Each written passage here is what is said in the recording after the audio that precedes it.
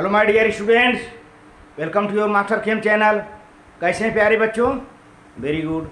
आज मैं Amla Shankar Yadav Master Chem channel की तरफ से क्लास 10th के बच्चों को मैथमेटिक्स, जी हाँ मैथमेटिक्स का वीडियो लेकर आया हूँ।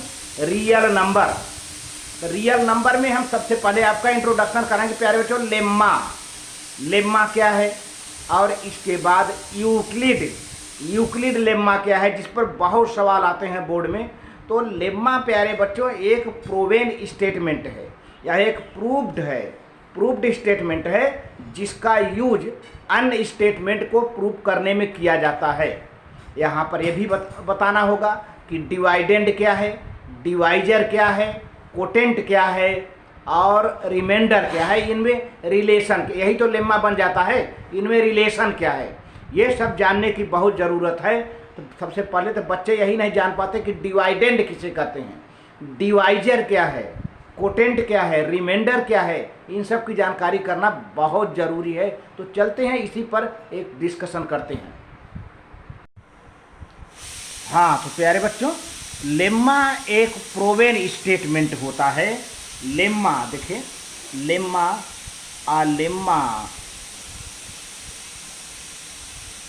Lemma is a proven statement. यह एक प्रूवन स्टेटमेंट होता है, एक प्रूव्ड होता है, मैथमेटिकली प्रूव्ड होता है, which is used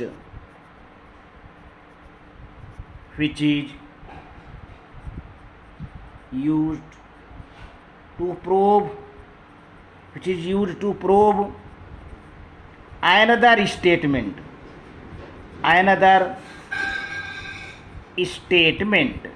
यह एक प्रूवन स्टेटमेंट होता है जिसका हम यूज अन्य स्टेटमेंट के प्रूव करने में करते हैं।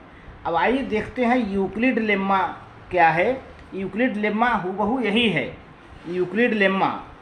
तो देखिए, आपको एक जनरल सी जानकारी है। Euclid division lemma, Euclid division lemma. अब इसमें क्या है प्यारे बच्चों, इसमें देखिए कुछ इंटीगर्स हैं, जैसे हम ये बना देते हैं a = BQ + R। यह एक लेम्मा है, स्टेटमेंट है ना। अब इसमें क्या है प्यारे बच्चों, जो है एक तरह से हम इसको यहाँ कह दें कि डिवाइडेंड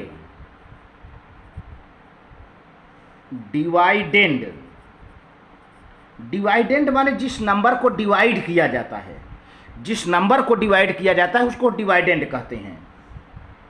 = डिवाइजर,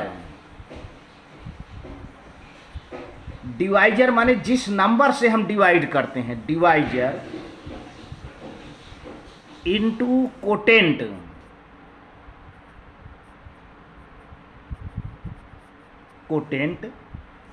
और प्लस रिमाइंडर।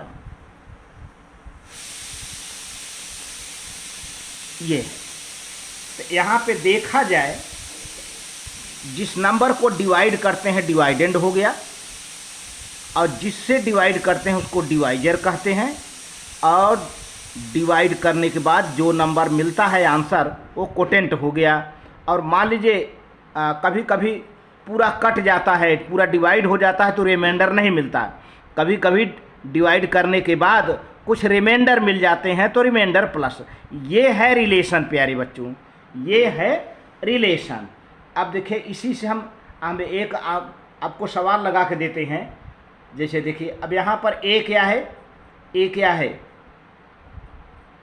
डिवाइडेंड है, ए डिवाइडेंड है, और बी है डिवाइजर, बी है डिवाइजर, और प्यारे बच्चों क्यू है कोटेंट।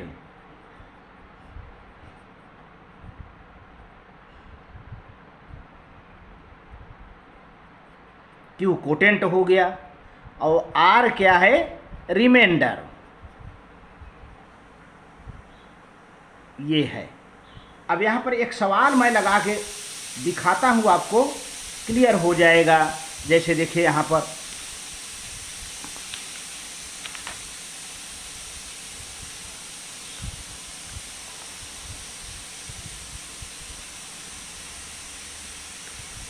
फोर्टीन और डिवाइड्स 117। तो प्यारे बच्चों 14 8 जा 112 आ गया, है ना। अब इसके बाद क्या आ गया, ये 5 आ गया, है ना। तो अब आप देखिए 117 जो है, 117 क्या है, डिवाइडेंड है, डिवाइडेंड है। और 14 क्या है प्यारे बच्चों, डिवाइजर है। और यहाँ पर जो 8 है वो क्या है, कोटेंट है। और लास्ट में देखिए 5 बच गया है, 5। ये क्या है प्यारे बच्चों, रिमाइंडर है। अब आप रिलेशन देख करके चेक कर सकते हैं। कैसे, A equal to BQ plus R, है ना। तो अब A क्या है, डिवाइडेंड है, B क्या है, डिवाइजर है, Q क्या है, कोटेंट है, R क्या है, रिमाइंडर है। सारा वैल्यू रख दीजिए, आपको पूरा सही मिलेगा। तो ए क्या रखें हम, 117 रखें, चेक करने की बात है, चेक करना है। और बी क्या है, ये है बी 14 है। और क्यू क्या है प्यारे बच्चों, 8 है, तो 8 कर दिया, प्लस आर कितना है, 5, है ना। अब आप चेक करो तो क्या हो जाएगा, 117 इज इक्वल टू 8 4 जा 32, कैरी 8 1 जा 8, और कैरी क्या होगा 3, तो 11 हो जाएगा, प्लस 5 रिमाइंडर है, तो ये हो जाएगा 117 इज इक्वल टू 117। आ गई बात ना। तो यह एक प्रूव्ड स्टेटमेंट है, यह एक प्रूव्ड स्टेटमेंट है जिसका यूज अन्य स्टेटमेंट को प्रूव करने के लिए किया जाता है। यही है यूक्लिड लेम्मा। ये जो है चेक किया गया है, यहाँ पर हमने चेक किया है, ठीक है, ये चेक किया है। तो ये सब सारी बातें हैं, ये रिलेशन आपको जानना बहुत ज़रूरी है। A equal to B Q plus R, A equal to B Q plus R, लेकिन इसमें ये होना चाहिए कि वेयर ए क्या होना चाहिए, ए वेयर क्या है,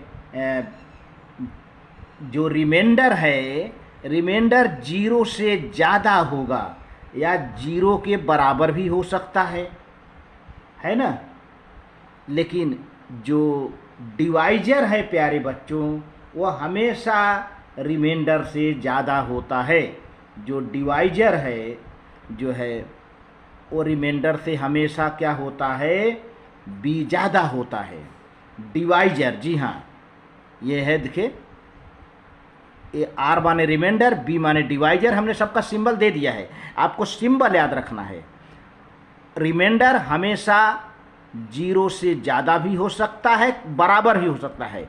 मैंने पहले बता दिया, कभी कभी रिमाइंडर 0 आता है ना, तो ये कोई ज़रूरी नहीं कि हमेशा 0 से ज़्यादा ही रहेगा, है ना। अगर रिमाइंडर आता है तो 0 से तो ज़्यादा रहेगा ही, और अगर नहीं आता है तो वो 0 हो जाता है, 0 के बराबर रिमाइंडर। कभी कभी रिमाइंडर बचता ही नहीं, कैंसिल हो जाता है, पूरा का पूरा नंबर कट जाता है। जैसे मान लीजिए हम ये करें 5 और 25 डिवाइडेड बाई 5, तो 5 5 जा 25, पुट पूरा कट गया कैंसिल, कोई रिमाइंडर नहीं, आर क्या हो गया यहाँ पर 0। तो ऐसी दशा में रिमाइंडर 0 हो जाता है। तो इसीलिए कहा गया कि अगर रिमाइंडर होता है तो 0 से ज़्यादा होगा, नहीं होता है तो 0 के बराबर होगा। लेकिन जो डिवाइजर है वह रिमाइंडर से ज़्यादा होता है। तो आज के लिए बस इतना ही जानकारी जो है, इसके लिए हम अन्य वीडियो ले आएंगे, देखते हैं। Thank you.